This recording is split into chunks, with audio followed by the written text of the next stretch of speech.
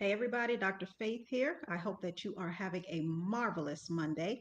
This will be a groundbreaking record if I keep it. Give me 7 minutes of your time. 7 minutes. Let's talk about displaced anger.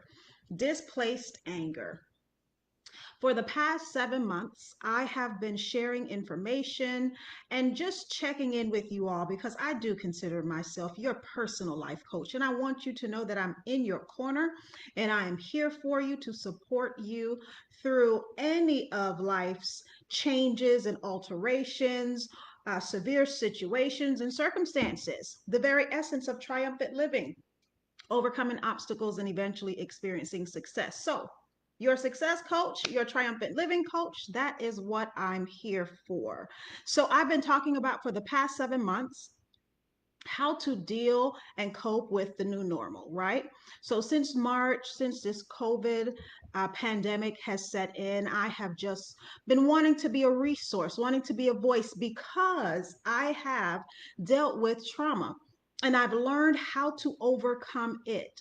So I consider myself somewhat of an expert in the field of trauma and overcoming traumatic experiences. I just don't say that lightly.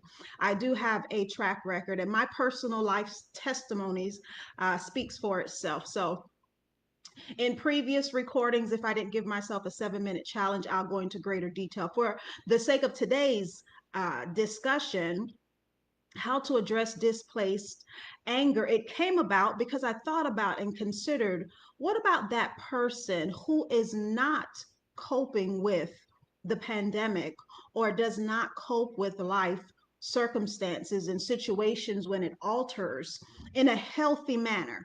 We all have our different ways of coping. So, what about that person who feels defeated? What about that person who feels like they need a lifeline? They need someone to get into their situation and help draw them out physically, emotionally, mentally, spiritually. If that's you, this talk is just for you. Hi, Miss Julie. Thank you for the love, darling. I miss you too. I pray that all is well with you and your beautiful family. Thank you so much for joining. So, talk about displaced anger. What is it? I'm not going to give you the clinical terminology. I'm going to tell you from personal experience and my frame of reference, and just through my personal research over the past 14 years. Displaced anger is when you take out what someone else or something has inflicted upon you, when you take that out in an aggressive and an angry manner towards someone who did not. Basically, when you're going off on people who didn't do anything to you. That, my friends, that's an example of displaced anger. The cat didn't do nothing to you, but you ready to kick the cat. The dog is just trying to be your friend, but you over here upset with the dog, don't even kicking the dog, moving the dog. Your children, all they want is a hug from you. They haven't seen you all day.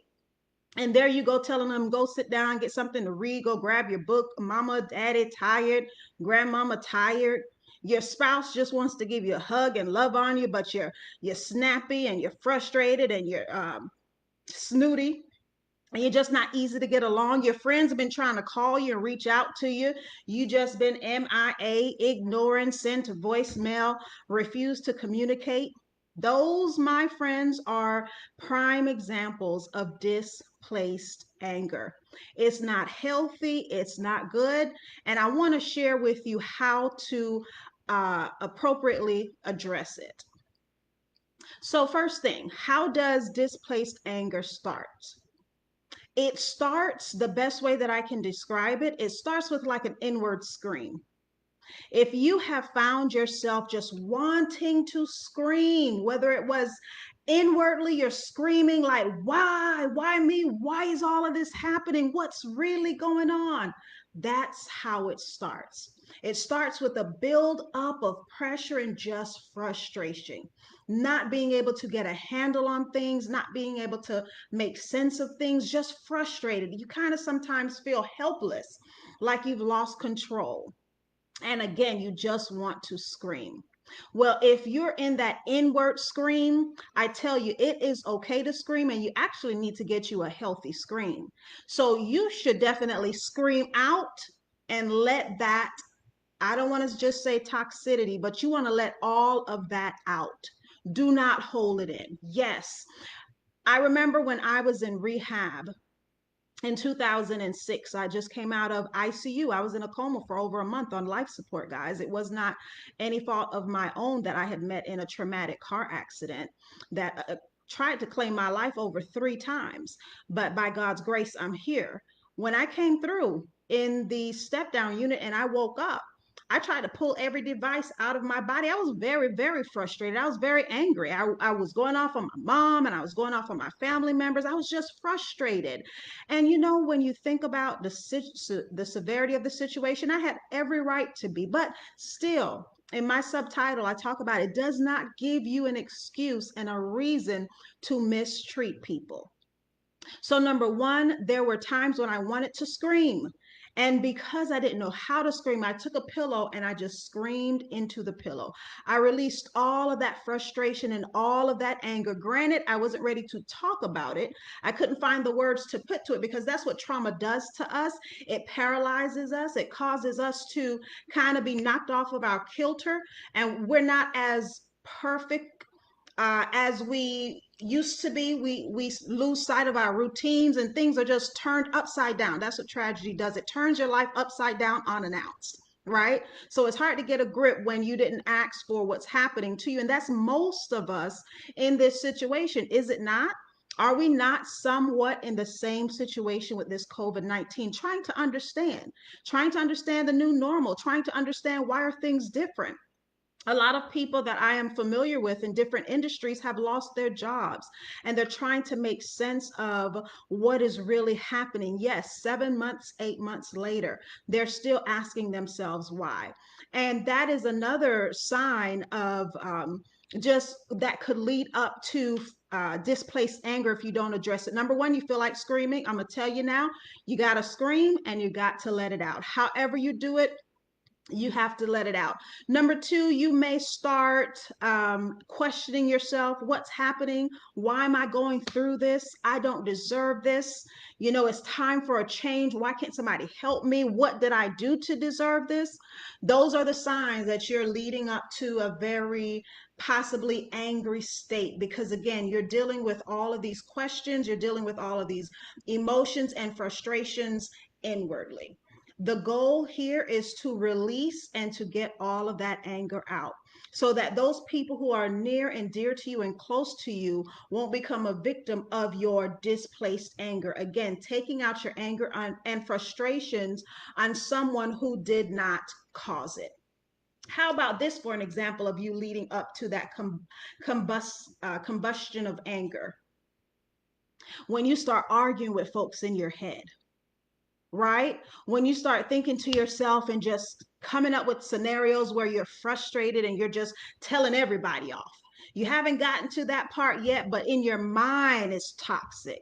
In your mind, you're frustrated because your thoughts are frustrated. Your mind is frustrated. So then your action is also going to follow. So when you find yourself in a situation where you are just mentally rehearsing getting upset with somebody, just unleashing your anger when that somebody didn't even cause anything. You're just running toxic scenarios through your head. I want them to try me today. Today is not the day, right? I'm very, very frustrated. I'm very angry right now. So it's not the time to try me. When you start thinking and professing those thoughts, eventually you're going to see them manifest in your actions.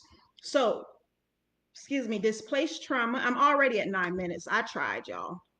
I'll change that title and say, give me whatever the amount of minutes are.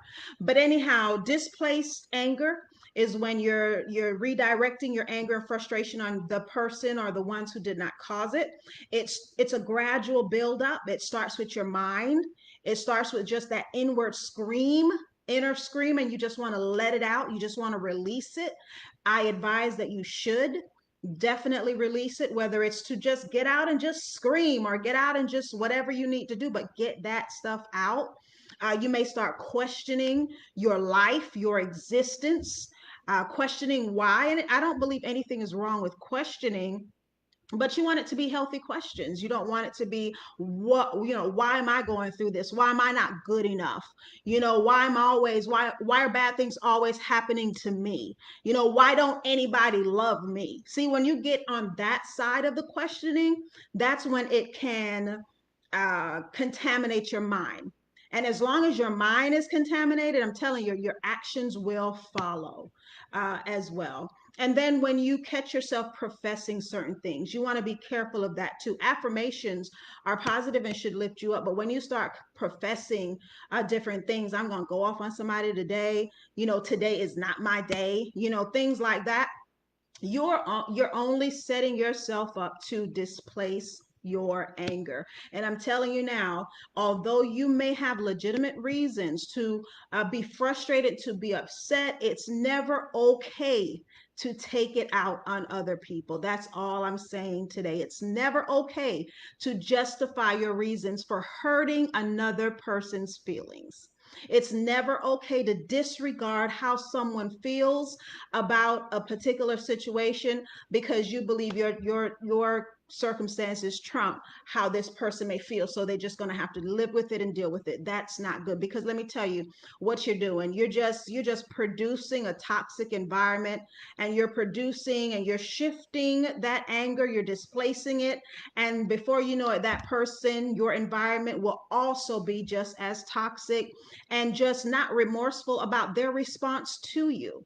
And you may be going through something that really requires some TLC, something that really requires attention and support. But because of the way that you handle it, and because you displace your anger, folk don't even want to be around you. Anybody ever been there before? Hello, I am being transparent. I have been there before. All right. Folks won't want to be around you to help you.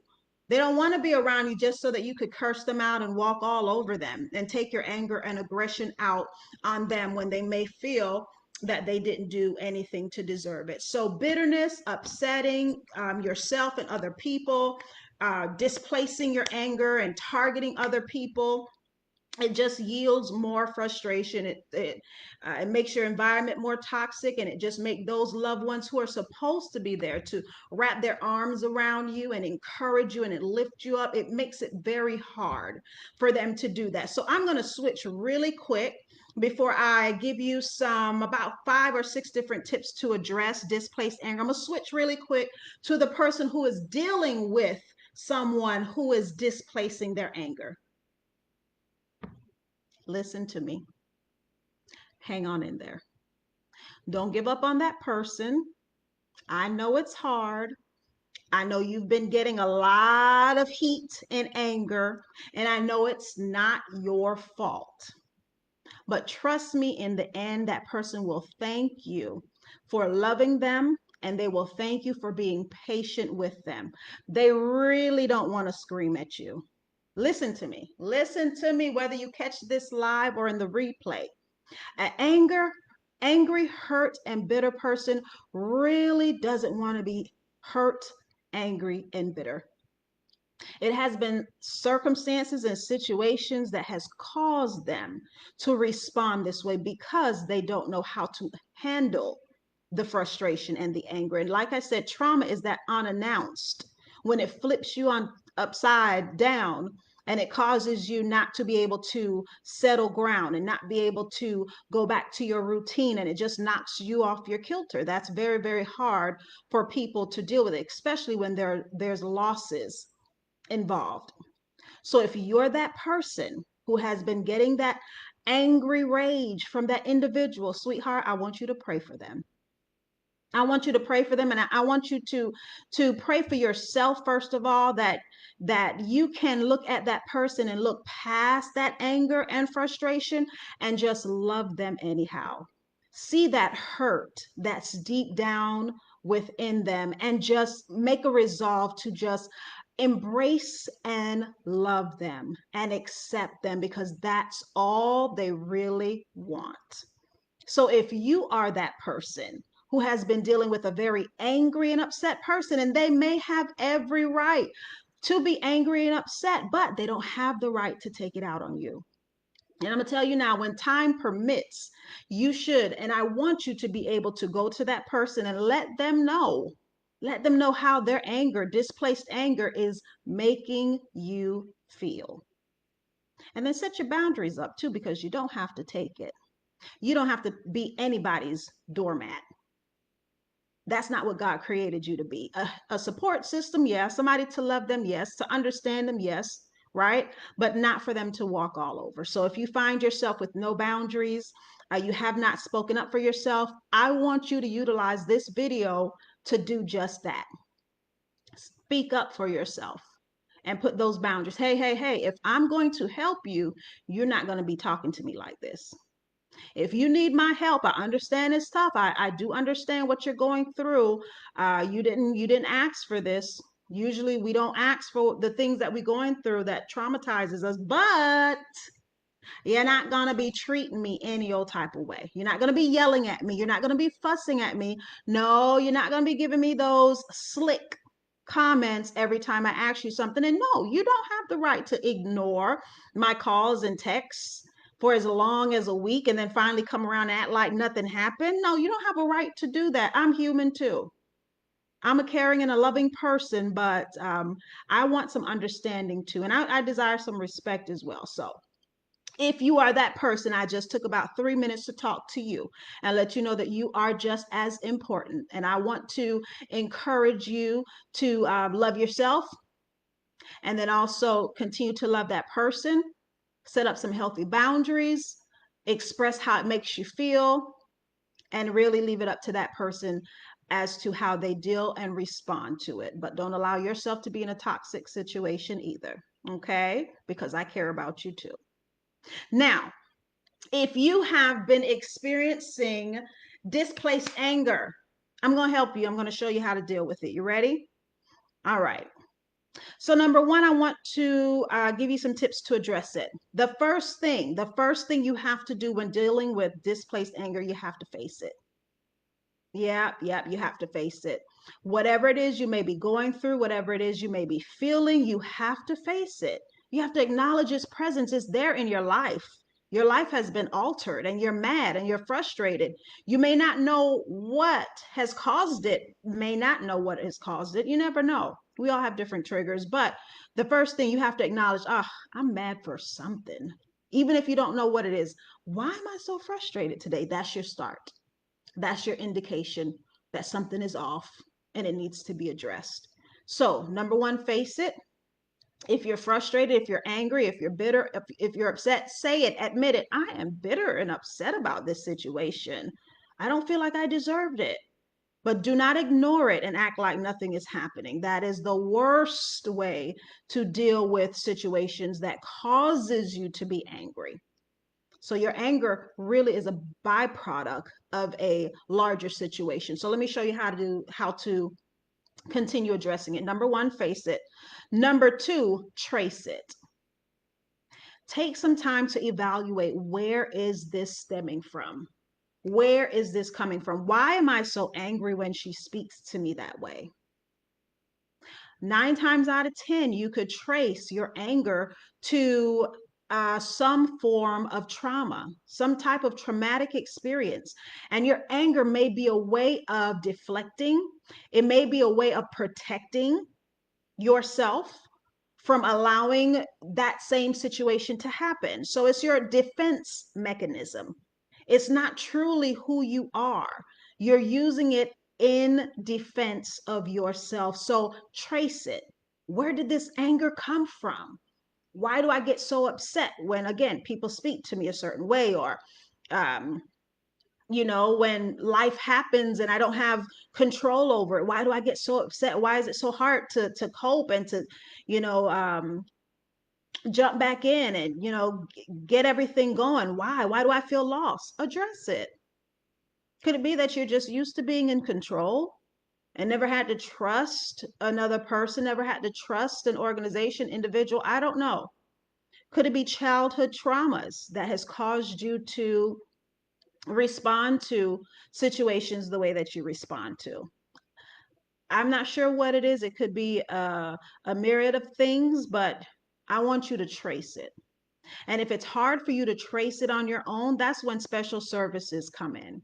That's when a certified licensed therapist, psychologist, life coach, minister, pastor, a very good friend with sound judgment who could provide insight and share with you tips and things that could help you, or just be an ear for you to listen. That's when you engage someone else and say, listen, I really don't have a clue where this is coming from. This is really, really hard for me to trace and deal with. I don't understand. I encourage you to solicit professional beings and respected persons to help you. Number three, you definitely want to address it.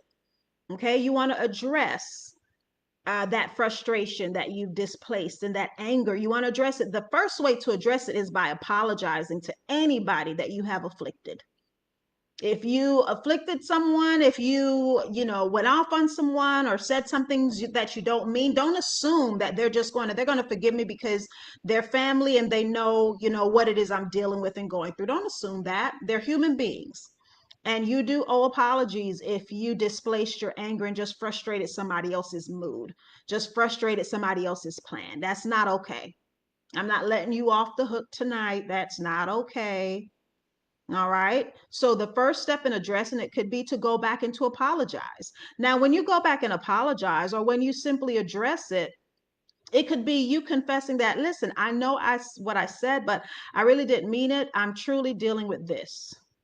Or because I lost my job, I really don't know what to do because I'm so used to being in control. I don't know how to trust God. I don't know how to go out and find resources to help me. Can you help me? Right? The same people that we offend usually are the same people that we have to go back and seek help.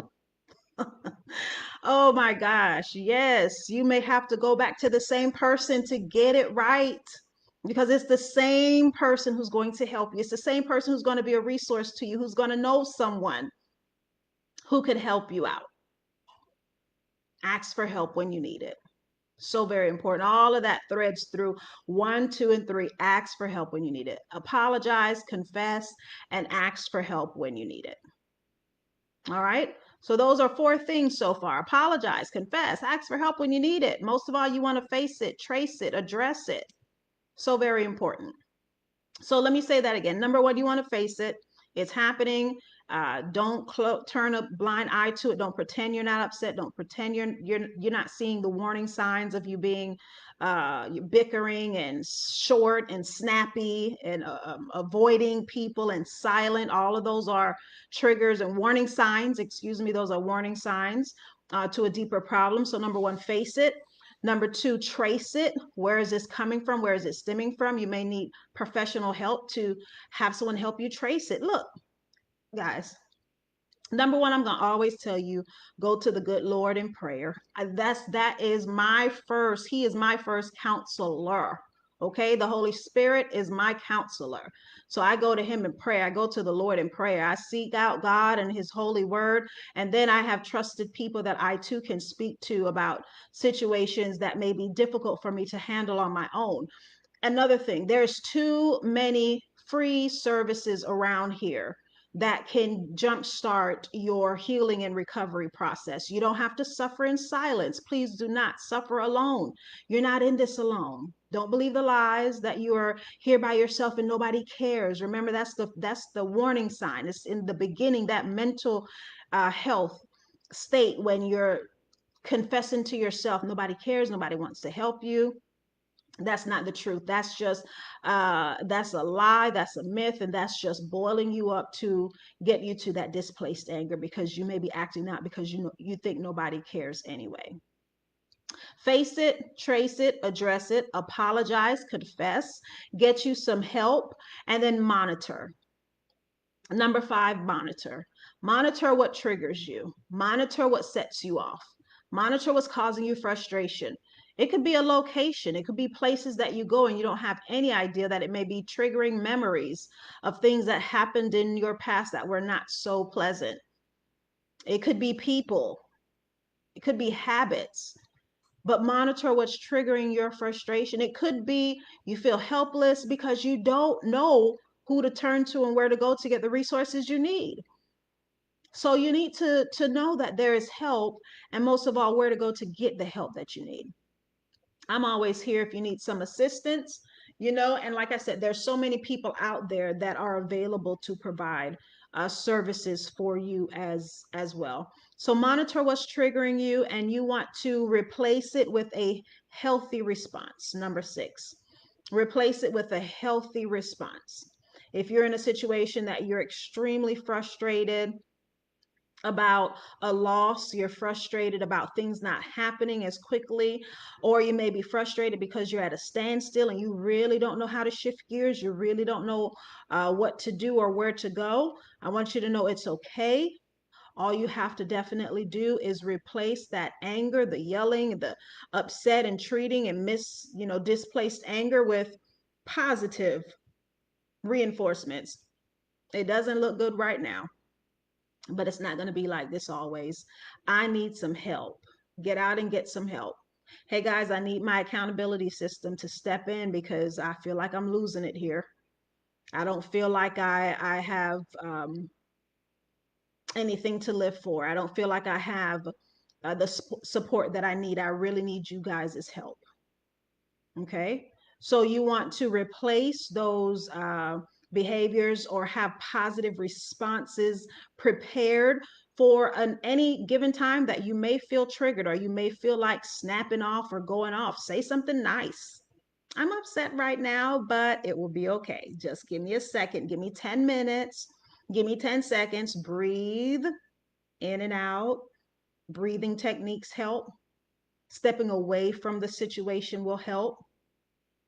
Being okay, acknowledging I'm upset right now. This is not a good time to be engaging in conversation and calling anyone. So taking a minute and stepping aside is very, very important. It's positive replacement to the usual yelling, the usual going off. Okay. Writing it out helps as well. Exercising helps. Cooking healthy meals, it helps. Talking it out helps. Drawing helps. Being affiliated with groups and organizations that are positive helps as well. Hey, Miss Katrina, Katrinka, Miss Carlton, how are you? So good to see you. So I'm almost at 30 minutes, and I just wanted to come on and talk to you all about how to deal with and address displaced anger in a very healthy way. So I hope that I was able to help someone with this live tonight on this beautiful Monday. I hope that I was able to help. And remember, if you're the person who's been going through being treated a certain type of way, it's time for you to love yourself enough to let that person know, hey, whoop, stop. It's not going to go any further. We're not going to do this today. You're not going to treat me like this if you want my help, if you want my support. You're going to have to get a handle on this, hold that person accountable. All right, my good, lovely people, I pray that you guys are enjoying the rest of your Monday and you continue in all things to live the triumphant life. If I could be of any help or resources, I am here, LorettaFaithHarris.com. LFH at Loretta Faith Harris is my email. I enjoy coming on live when I feel that there's something that the Lord wants to use me as a mouthpiece to say. I am at his service. And like I said, for the past 7 months, I've been talking about the new normal, how to cope, how to deal with it one day at a time, how to hear God's voice and get the direction that you need. But tonight I was thinking about what if somebody has been trying all of that and some, and they're still angry, they're still frustrated, they still feel overwhelmed, and they're taking their anger and aggression out on other people. I wanted to help you all as well. And if you are that person who have experienced that, I encourage you to love yourself, to continue to love and support the other person, take a step back, set you up some boundaries, and let that person know that you're human too and express how it makes you feel. So at 30 minutes, I'm going to conclude. Continue to be blessed, live triumphantly until we meet and talk again. Have a good evening.